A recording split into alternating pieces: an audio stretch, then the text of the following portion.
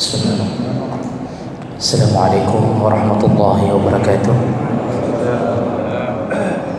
Alhamdulillahirabbil alamin wassalatu wassalamu ala nabiyyina wa sayyidina Muhammadin wa ala alihi wa ashabihi ajma'in. Amma ba'd. Rabbi shrah li sadri wa yassir li amri wahlul 'uqdatam min lisani yafqahu qawli. Segala puji bagi Allah, kemudian salawat dan salam kepada Rasulullah, kepada keluarga dan seluruh sahabat-sahabatnya. Ya Allah muliakan insyaAllah jamaah salat asar yang datang karena Allah, dan mudah-mudahan kedatangan kita tercatat di sisi Allah Subhanahu wa taala. Bapak Ibu yang dimuliakan Allah, salah satu amal yang sangat diagungkan di dalam hari-hari Ramadan adalah sedekah. Maka dalam pertemuan kita kali ini kita akan membahas seputar adabus sedekah, adab-adab dalam bersedekah, yang tujuannya agar sempurnanya sedekah seseorang dan terhindar dari sedekah yang dibatalkan pahalanya oleh Allah Subhanahu wa taala. Baik, sebelum kita masuk ke dalam adab-adab bersedekah, ada baiknya kita mendengarkan lebih dahulu dari hadis-hadis Nabi sallallahu alaihi wasallam tentang bagaimana keutamaan sedekah di sisi Allah Subhanahu wa taala. Bapak Ibu yang dimuliakan Allah, bahasa sedekah itu diambil dari bahasa sadaqa yasduqu, yang artinya jujur atau benar. Nah, kenapa amal ini disebut sedekah? Ini adalah kejujuran dari iman kita. Jadi Allah langsung yang menyebutkan sedekah dalam beberapa bahasa. Kadang-kadang Allah menyebutkan dengan infak, itu maknanya sama. Itu menunjukkan kejujuran iman. Orang sudah beriman kepada Allah dan Nabi, tapi kalau belum bersedekah, imannya tidak jujur. Jadi kalau hanya mengaku beriman kepada Allah dan Nabi tapi kriat luar biasa, itu menunjukkan imannya tidak jujur. Karena kejujuran iman keluar melalui sedekah. Makanya amalan teragung di dalam hidup kita salah satunya sedekah, karena berhubungan dengan iman. Berhubungan dengan iman, dan iman itu yaitu totalitas percaya kepada Allah dalam semua hal, janjinya, ancamannya kita percaya. Makanya kita ini baru dianggap jujur beriman kalau percaya bahwa surga itu salah satunya diperuntukkan kepada orang yang sedekah. Jadi disinilah asal usul bahasa sedekah, kejujuran, yaitu kejujuran iman seseorang. Dan waktu meninggal dunia, amal yang kembali kita butuhkan juga sedekah. Detik-detik sakaratul maut, itu yang kita butuhkan adalah sedekah kita. Dalam surat Al-Munafiqun ayat 10, Allah telah menyebutkan bagaimana seseorang di waktu sakaratul mautnya. Jadi Allah bongkar rahasia itu. Kalau Allah tidak bongkar, kita tidak tahu apa yang diharap-harapkan oleh orang yang sakaratul maut. Kata Allah Subhanahu wa taala, wa anfiqu mimma razaqnakum min qabli an ya'tiya ahadakumul maut fayaqulu rabbi laula akhartani ila ajalin qarib la asaddaqa wa akum minas salihin. Jadi Allah Taala menceritakan hambanya yang sedang berhadapan dengan malaikat maut itu, ternyata dia memohon kepada Allah. Jadi Allah mengatakan dulu, sedekahkan, kata Allah, infakkan hartamu dari yang aku berikan. Jadi Allah ingin mengatakan dulu, itu harta yang engkau sedekahkan bukan darimu, dari kami. Jadi seakan-akan Allah ingin mengatakan, harta kamilah yang engkau infakkan, bukan hartamu. Jadi jangan merasa orang sudah bersedekah, jangan merasa itu harta dia. Harta kami, kata Allah, mimma razaqnakum, kamilah yang memberi kamu. Sebelum datangnya kematian salah satu kamu, karena kalau orang yang didatangi dengan kematian, maka dia berkata, Allah mengatakan, dia berkata, apa katanya? Rabbi laula akhartani ila ajalin qarib. Ya Allah, bolehkah engkau menunda waktu kematianku sebentar saja? Jadi dia berkata, mohon ya Allah, berikan aku waktu sebentar saja, jangan cabut nyawaku dulu. Jadi orang kalau dicabut nyawa itu tidak tahu kapan datangnya malaikat maut.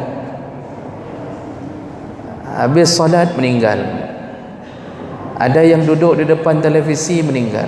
Tapi semua mereka mengatakan hal yang sama, yaitu bolehkah aku meminta waktu sebentar? Untuk apa? Ternyata orang yang mau meninggal meminta permintaan dua perkara. Yang pertama, la as-saddaqa, aku akan bersedekah kembali ya Allah. Ini ucapan orang mau meninggal. Yang kedua, wa akum minas salihin, dan aku akan mengulang kembali kesalehan, amal saleh. Jadi ternyata sedekah yang diutamakan. Kenapa bukan salat? Jadi enggak ada bahasa, ya Allah berikan aku waktu sebentar untuk salat 2 rakaat. Ya Allah berikan aku sebentar waktu untuk berpuasa, sunnahkah atau apa saja. Tidak ada, tapi sedekah. Dari sini kita tahu ternyata amal yang paling banyak menolong hamba adalah sedekahnya. Sampai-sampai mau meninggal pun dia mohon, minta waktu untuk bersedekah. Maka jangan sampai penyesalan datang ketika sakaratul maut. Artinya bersedekahlah sebelum datangnya malaikat maut di hadapan mata kita. Dan ini waktunya, jemaah melakukan Allah. Ini hari pertama kita Ramadan. Salah satu amal yang paling mulia di dalam Ramadan dan sangat dilakukan, artinya diajak oleh Nabi untuk melakukannya adalah sedekah. Sehingga Aisyah radhiyallahu anha menyebutkan, kana Rasulullah sallallahu alaihi wasallam ajwadun nas. Rasulullah adalah orang yang paling dermawan. Tetapi ketika datangnya Ramadan dan ketika bertemunya Jibril, sejak bertemunya dengan Jibril, artinya semenjak beliau menjadi Nabi dan semenjak beliau selalu bertemu Jibril dalam Ramadan. Jadi Jibril itu kan turun dalam Ramadan menemui Rasulullah untuk apa? Untuk mendiktikan hafalan Nabi. Mendiktikan hafalan Nabi. Jadi beliau selalu bertemu Jibril dalam Ramadan. Apa kata Aisyah? Semenjak itu Rasulullah dermawannya lebih dahsyat sampai-sampai dia bersedekah karihil mursalah, seperti angin yang berhembus, enggak tertahan. Angin berhembus tidak tertahan. Dalam lorong-lorong sempit angin masuk. Maksudnya dalam Ramadan, seandainya Rasulullah bisa menyedekahkan semua rumahnya, maka semua rumahnya dia beri untuk orang lain. Padahal di luar Ramadan Rasulullah sudah begitu gaya hidupnya. Ada satu biji kurma diminta orang, beliau belum makan, itu pun dia beri. Tapi dalam Ramadan Aisyah kembali menggambarkan sedekah Nabi seperti angin berhembus. Angin berhembus Pak, tidak tertahan, habis-habisan. Nah, Rasulullah sallallahu alaihi wasallam ingin menunjukkan apa kepada umatnya, bahawa kita ini bisa selamat melalui sedekah. Maka oleh kerana itu patutlah kita sedikit mengetahui hadis-hadis atau ayat-ayat Allah yang menyebutkan tentang mulianya amal sedekah. Ini sebelum kita masuk ke dalam adabnya. Yang pertama, sedekah itu adalah bukti keimanan seseorang. Itu sudah kita sebutkan dari sebentar, tapi ada hadis yang mendukungnya. Rasulullah sallallahu alaihi wasallam menyebutkan dalam hadis riwayat Bukhari Muslim, as-salatu nur, salat itu cahaya, kata Allah, kata Rasulullah. Was-sadaqatu burhan, sedangkan sedekah adalah burhan. Was-sabru dhiya, dan sabar adalah cahaya terang benderang. Wal Qur'anu hujjatun laka aw 'alaika, dan Quran itu adalah yang bisa membelamu atau yang bisa menghujatmu. Jadi ada 4 perkara Rasulullah sebutkan. Pertama, as-salatu nur, salat itu cahaya, kata Rasulullah, cahaya bagi orang yang berada dalam kegelapan. Makanya orang kalau sudah salat timbul cahaya kebaikan. Orang kalau sudah salat merembet ke arah yang lain kebaikannya. Tapi orang kalau tidak salat, dia akan jatuh ke dalam kejahatan-kejahatan. Maka coba lihat rata-rata orang yang berbuat jahat itu rata-rata tidak salat. Oh, ada kok yang korupsi tapi salat. Salatnya tidak benar. Salat hanya untuk menunjukkan bahawa seakan-akan dia pejabat yang saleh. Tapi pagi salat, malam sabu-sabu. Salatnya tidak benar. Nah, kemudian Rasulullah sambung, was-sadaqatu burhan. Sedekah itu burhan. Burhan itu apa? Bukti. Tadi sudah kita sebutkan, bukti iman seseorang ada pada sedekah. Allah benci kepada orang pelit. Allah benci. Sampai-sampai 2 malaikat yang sif selalu, yang didoakan pertama adalah orang yang memberi sedekah. Didoakan supaya Allah mengganti dengan apa yang telah dia keluarkan. Sedangkan orang yang dilaknat oleh malaikat, yaitu orang yang pelit, tidak mau mengeluarkan hartanya, lalu malaikat mendoakannya agar hancur hartanya. Ini fadilah pertama, bahawa sedekah itu adalah bukti iman. Jadi berhati-hatilah bagi kita yang selalu salat jamaah tapi Masya Allah susah sekali mengeluarkan harta untuk bersedekah. Jadi sedekah hakiki itu harta sebenarnya. Hakikat sedekah itu harta. Cuma ada sedekah-sedekah maknawi, sedekah yang bukan harta tapi dianggap sedekah oleh Allah. Contohnya senyuman. Ini berdasarkan hadis Nabi sallallahu alaihi wasallam, ibtisamuka ala akhika sedekah. Senyumanmu kepada saudaramu sesama muslim adalah sedekah. Ini sedekah apa? Sedekah yang sifatnya maknawi. Kita memberi senyuman itu seakan-akan memberi sedekah kebaikan kepada dia. Dia senang dengan kita, dengan senyuman kita. Kemudian ada bahasa lain Nabi, kullu tahlilah sedekah. Setiap tahlil sedekah, takbir sedekah, tahmid sedekah, sampai mendatangi isteri sedekah. Sahabat bertanya, ya Rasulullah, bagaimana mendatangi isteri sedekah? Bukankah itu hanya syahwat saja?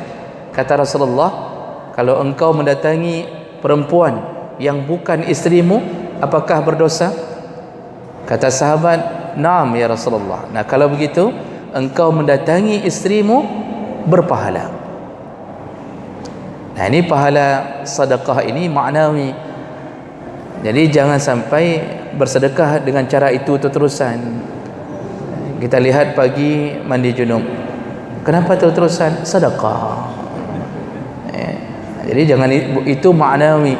Yang hakikat sedekah mengeluarkan sesuatu dari harta kita, karena itu yang paling berat. Dan ini bukti iman. Kemudian fadilah berikutnya, sedekah itu di antara amal yang orang boleh hasad.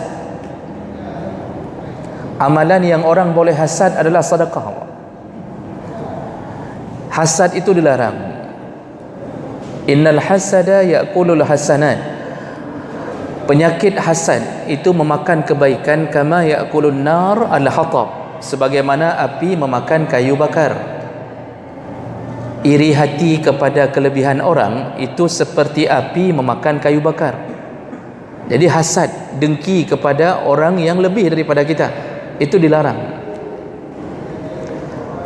Ada sahabat sedang duduk bersama Nabi, lalu kemudian Nabi SAW mengatakan, tunggulah, sebentar lagi akan masuk penduduk surga. Lalu kemudian masuk seorang laki-laki memegang sandal, baru berwuduk, dia salat, lalu pulang setelah salat wajib. Besoknya Nabi duduk lagi dengan sahabat sebelum azan, lalu Rasulullah berkata, tunggu, sebentar lagi akan masuk penduduk surga. Dia lagi. Besoknya sekali lagi Nabi datang duduk dengan sahabat, lalu Nabi mengatakan, sebentar lagi akan masuk penduduk surga ke dalam masjid ini. Rupanya dia lagi. Abdullah bin Amir penasaran dengan kenapa dia, maka kemudian Abdullah mendatangi rumah orang ini, lalu kemudian berkata, wahai sahabatku, aku sedang ribut dengan ayahku, mohonlah 3 hari izinkan aku tinggal bersamamu sampai aku berbaikan dengan orang tuaku. Padahal sebenarnya dia ingin mengecek amalan apa sehingga kok dijamin masuk surga. Lalu dia tidur bersama orang ini 3 hari tinggal. Dia tidak melihat amalan yang hebat, tidak dilihatnya. Di saat Abdullah pada malam hari salat tahajud, orang ini tidak salat tahajud. Ketika Abdullah salat duha, orang ini tidak salat duha. Cuma heran kenapa bisa jadi dijamin penduduk surga. 3 hari dia melakukan itu, pengecekan itu, ternyata memang tidak banyak amal, hanya salat wajib saja.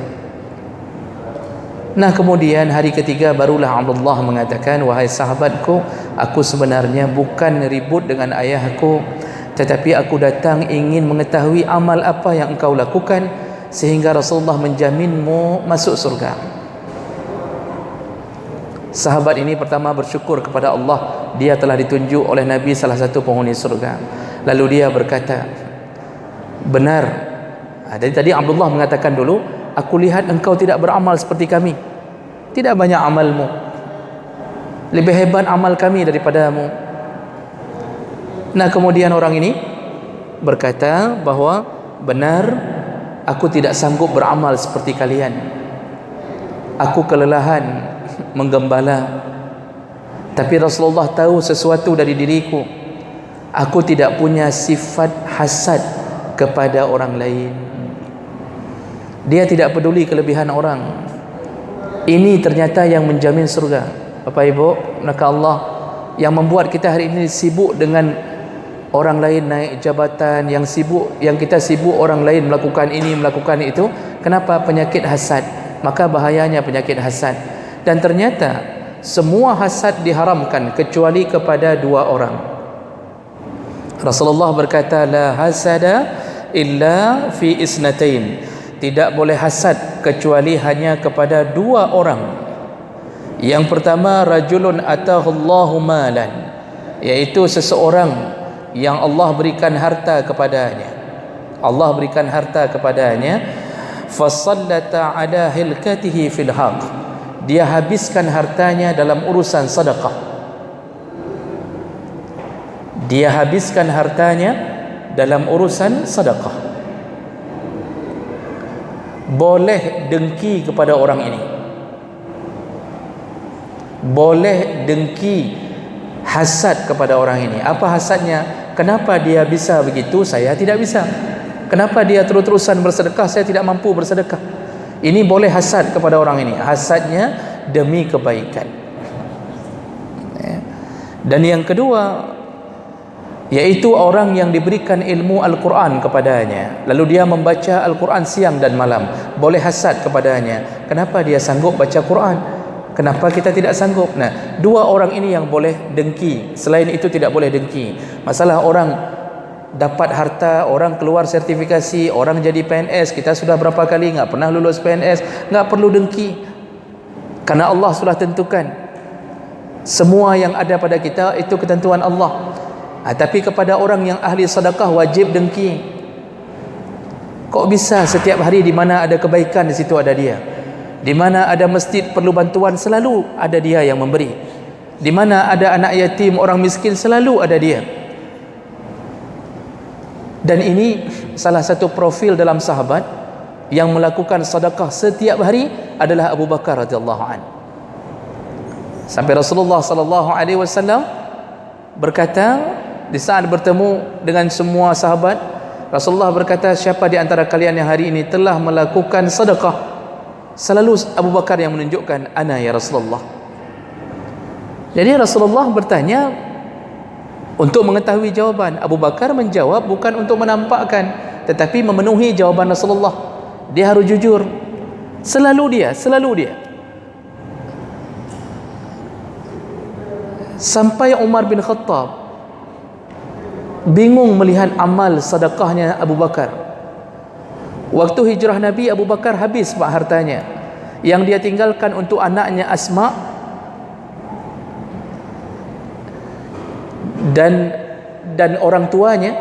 Orang tua Abu Bakar itu hanya satu goni yang isinya bebatuan.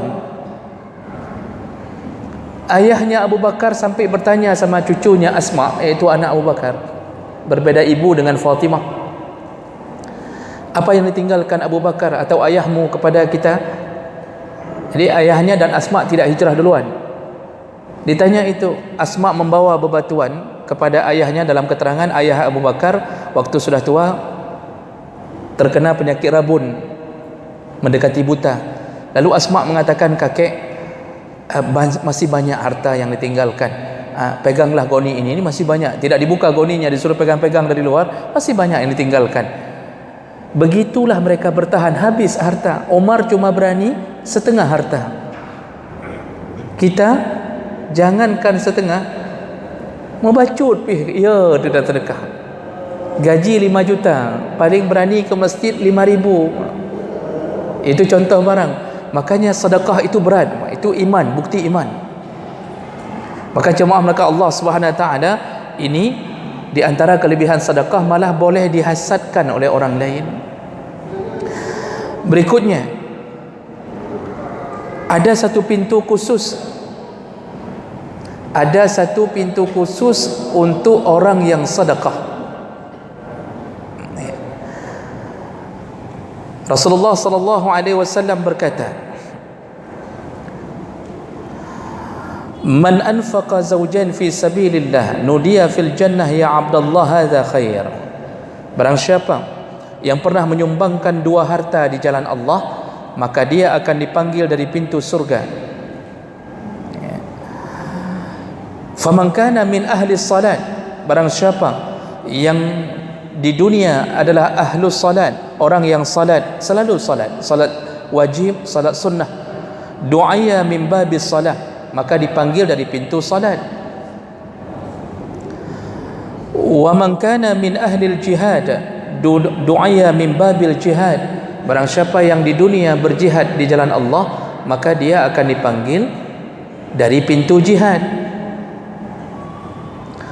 Wa man kana min ahli sadaqah du'aya min babis sadaqah, dan barang siapa yang menjadi ahli sedekah di dunia, maka dia dipanggil dari pintu sedekah.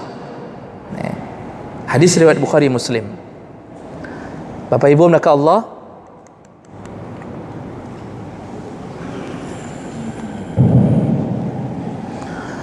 hadis sahih ini menunjukkan Allah memuliakan orang yang bersedekah. Khusus ada pintu surga bernama babus sedekah. Jadi setiap pintu surga digantung dengan amal. Kalau untuk orang yang ahli puasa, memperbagus puasanya dalam Ramadan atau di luar Ramadan, maka dia akan masuk ke dalam pintu Ar-Rayyan. Orang yang sedekah, nama pintu babus sedekah. Adakah orang yang dipanggil dari semua pintu? Artinya semua pintu sedekah mengejarnya? Ada. Itu pertanyaan Abu Bakar kepada Rasulullah. Ya Rasulullah, ini di sambungan hadisnya dalam riwayat yang lain, Abu Bakar bertanya, ya Rasulullah, adakah orang yang selalu, orang yang nanti di hari kiamat dipanggil dari semua pintu? Pintu jihad panggil dia, pintu sedekah panggil dia, pintu puasa. Apa jawaban Nabi? Ada ya Abu Bakar, dan aku berharap engkaulah salah satu yang dipanggil, direbut-rebut oleh semua pintu surga. Karena Abu Bakar ini melakukan amal, semua amal, dia berusaha mengikuti sahabatnya Muhammad sallallahu alaihi wasallam. Maka kita nanti ini dimuliakan dengan sedekah. Bapak Ibu, kita enggak sanggup seperti Abu Bakar. Kita tidak sanggup, bahkan seperti Umar, Utsman pun enggak sanggup. Iman kita levelnya berbeda dengan mereka. Tapi paling kurang ada satu amal yang lebih dibanding amal yang lain. Mungkin tidak semua kita sanggup salat qiyamul lail Ramadan atau salat tahajud malam, enggak sanggup. Ada yang kelelahan mencari rezeki, malam sudah tercampak, tidak sanggup bangun. Ada yang sanggup qiyamul lail, tidak sanggup baca Quran. Ada yang sanggup baca Quran, tidak sanggup untuk berjihad. Ada yang sanggup berjihad, ternyata tidak sanggup bersedekah. Ada yang ahlus sedekah, tidak sanggup di amalan yang lain, artinya tidak sanggup, enggak sehebat amal utamanya. Maka itulah pintu yang memanggil kita. Kita salat ada, puasa ada, zakat ada, tapi yang paling menonjol dari diri kita apa? Itulah pintu yang memanggil kita. Sedekah ada, cuma lebih hebat puasa Senin Kamis, lebih hebat puasa-puasa, maka pintu itu memanggil kelebihan orang tersebut. Maka kita ini yang kadang-kadang harta enggak punya, ya, ada siapa sedikit, maka bersedekahlah. Mudah-mudahan Allah panggil kita dari pintu sedekah. Jadi sedekah itu enggak mesti banyak, Pak, tapi teratur. Setiap hari bersedekah, apalagi dalam Ramadan. Usahakan hari-hari Ramadan selalu tercatat ada sedekah. Dan di antara sedekah yang dimuliakan, paling kurang memberi makan orang berbuka puasa. Rasulullah sallallahu alaihi wasallam berkata, "Man fattara sha'iman," barang siapa memberi makan orang berbuka puasa, maka dia mendapatkan pahala sempurna dari pahala puasa orang tersebut yang berbuka dengan makanan kita. Ghaira annahu la yunqasu, tanpa mengurangi pahala orang tersebut sedikit pun. Jadi jemaah maka Allah, itu di antara fadilah bersedekah. Dan ada beberapa lagi. Ini ada dua yang penting lagi, saya sampaikan dengan singkat saja, kemudian kita bertanya jawab. Sedekah itu dapat membebaskan azab kubur. Berdasarkan hadis riwayat Tabrani, innas sadaqah la tudfi an ahliha harral kubur. Kata Rasulullah sallallahu alaihi wasallam, sedekah itu bisa memadamkan panasnya azab di dalam kubur. Ini kalau ahli sedekah. Maka jangan sedekah setelah meninggal. Ada orang yang selalu mengatakan kepada anaknya, menyolong ninggai, nyoh hartanya kajuk kedih. Sedekah itu di waktu hidup dari kita, bukan mewasiatkan untuk sedekah. Karena itu kalau mewasiatkan berarti kita ada rasa takut dengan kematian. Ini sedekahlah sebelum rasa takut itu muncul. Jadi sedekahnya lebih ikhlas. Dan itu efeknya azab kubur Allah hilangkan bagi mereka yang ahlus sedekah. Syaratnya kunci amal wajib ada, iaitu salat. Jadi jangan gara-gara pengajian ini mulailah kita bersedekah tapi salat enggak ada. Ini ngut ujung namanya, ya. Nah, berikutnya, orang yang sedekah merasakan dada yang lapang dan hati yang bahagia. Ini hadis panjang riwayat Bukhari yang menyatakan tentang bahawa orang bersedekah itu dengan orang pelit bagaikan orang berada di dalam baju besi. Kalau orang yang ahli sedekah, dia merasa baju besinya lapang, longgar. Tapi orang yang pelit merasa baju besinya seperti menghimpitnya. Jadi kata Rasulullah ingin mengatakan orang sedekah itu merasa lapang, bahagia. Kita waktu kasih sedekah, waktu orang yang kita kasih itu mengucapkan terima kasih saja, menyelip rasa bahagia. Waktu dia bilang terima kasih dan kubah, Masya Allah, Allah balas semuanya, itu pun terselip rasa bahagia. Jangankan kasih sendiri, titip sama orang saja kita bahagia. Ini kita bilang sama orang, ini tolong kasih ke fulan ya, tolong kasih ke fulan. Lalu begitu ketemu kembali kita tanya, Sudah dikasih, sudah. Kita tanya perasaan orang yang memberi, Pak. Jangan kita yang punya harta, orang yang kita utus untuk memberi. Coba tanya, bagaimana perasaanmu waktu dia berjumpa dengannya? Dia pasti bahagia melihat orang berbahagia.